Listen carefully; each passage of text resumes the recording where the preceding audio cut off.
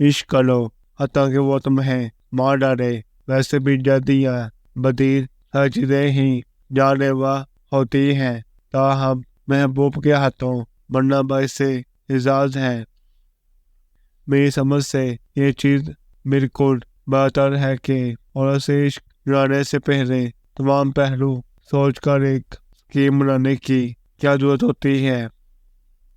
زندگی کے سرکس میں سب سے خطرناک کرتب محبت ہے۔ محبت ایک ایسی خواہش ہے جو باقی تمام خواہشوں کو کھا جاتی ہے۔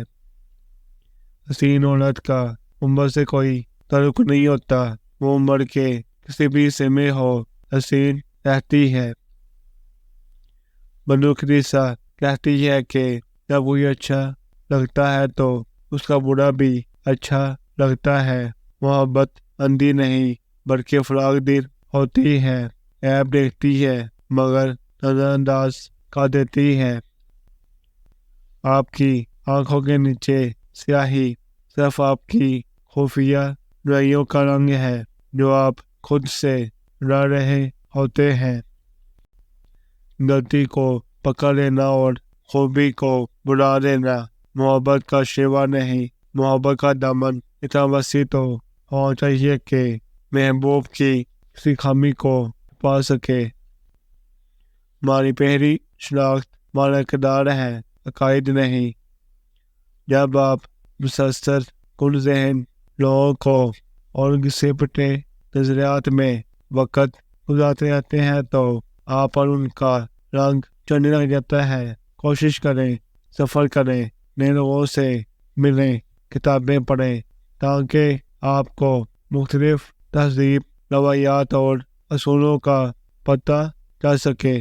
ممکن ہے کہ آپ ایک بہتر انسان بن کر بہتر زندگی جی سکیں، ایک مطمئن موت مر سکیں۔ کسی کو تم سے محبت ہو جانے کی سب سے پہلی نشانی یہ ہوتی ہے کہ وہ تمہاری فکر کرنے لگ جاتا ہے۔ ہر بندے کے اندر اپنا ایک رانجھا ہوتا ہے، اسے راضی کرنے کی کوشش میں وہ دن رات لگا رہتا ہے۔ سو اسے لگا رہنے دو، جب وہ اپنا رانجھا راضی کر لیتا ہے تو اسے خود بخود ہی پتہ چل جاتا ہے کہ اصل میں اس نے اپنے رانجھے کو نہیں اپنے رب کو راضی کرنا ہے جو اس کا اور رانجھے کا سانجا ہے۔ سب کا رانجھا تو اپنا اپنا ہوتا ہے مگر رب تو سب کا سانجا ہی ہے نا، وہ جو ایک ہے، اکیلا ہے، یکتا ہے، وحدہ لا شریک ہے۔ مرد کی ایک عورت سے مکمل محبت بہت مشکل ہے۔ وہ کسی کی باتوں کا اسیر ہوتا ہے تو کسی کے ہونٹ کلیاں ہوتے ہیں، کہیں کسی کی آنکھوں میں وہ ڈوبا ہوتا ہے تو کہیں اس کے لیے کسی محترمہ کی زلفیں جال بنی ہوتی ہیں۔ کسی کے گالوں پر خیالوں میں گازا ملتا ہے تو کسی کے داؤں پہ مر مٹا ہوتا ہے۔ وہ کسی کے ہاتھ مر مرے ہوتے ہیں۔ ایک ہی صورت میں مکمل ایک ہی وجود کا ہو سکتا ہے کہ وہ وجود اور کا ہو اور اس کے لیے مرنا پڑتا ہے، اور مرنے کے بعد یہ شرط لاگو ہے کہ جنت بھی ملے۔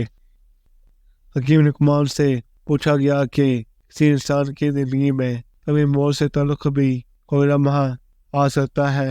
جواب دیا گیا کہ ہاں، وہ لمحہ موت سے بھی زیادہ تلخ ہوتا ہے جب کوئی صاحب ظرف کسی کم ظرف کا محتاج ہو جائے۔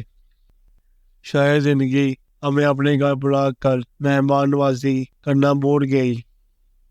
دل کسی پر آنے سے پہلے اپنا اور اس کا ذائچہ ملا کر نہیں دیکھتا۔ فائدہ بہت گری ہوئی چیز ہے، لوگ اٹھاتے بہت ہیں۔ ایک تلخ کہاوت ہے کہ جب کوئی کہے کہ میں تمہارا بھائی ہوں تو سب سے پہلے یہ پوچھ لے کہ حبیب یا کبیر۔ جو عشق صرف رنگ روپ کی خاطر ہوتا ہے وہ دراصل عشق نہیں بلکہ فسق ہے، اور اس کا انجام شرمندگی اور رسوائی کے سوا کچھ نہیں۔ سب کا اپنا اپنا سفر ہے، منظر ایک صحیح سفر الگ ہے۔ کسی کو طلب کی جستجو میں رکھا ہے تو کسی کو بے طلب ہی نواز دیا جاتا ہے۔ کسی کی طلب آزمائش ہے تو کسی کا نوازا جانا آزمائش ہے۔ سب عطا ہے مگر عطا آزمائش ہے۔ بعض لوگ بعض دفعہ آپ کی زندگی میں چند مخصوص لفظوں کا مفہوم سمجھانے کے لیے وارد ہوتے ہیں۔ عورت عصمت کی عادی ہو جاتی ہے جو مرد اس سے محبت دینے کے ساتھ ساتھ عزت اور اس کی چھوٹی چھوٹی خوشیوں کا خیال رکھنا اور اس کے احساسات کی قدر کرنا جانتا ہو۔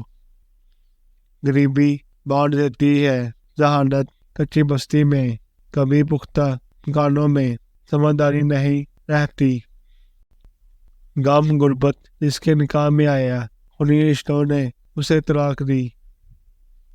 کوئی مکمل سے دوسرے جیسا نہیں بن سکتا اور بدلنا ضروری بھی نہیں۔ ایک دوسرے کو سمجھنا ضروری ہے، ایک دوسرے کا احترام کرنا ضروری ہے۔ اگر کوئی جذبہ اہم ہے تو وہ محبت ہے۔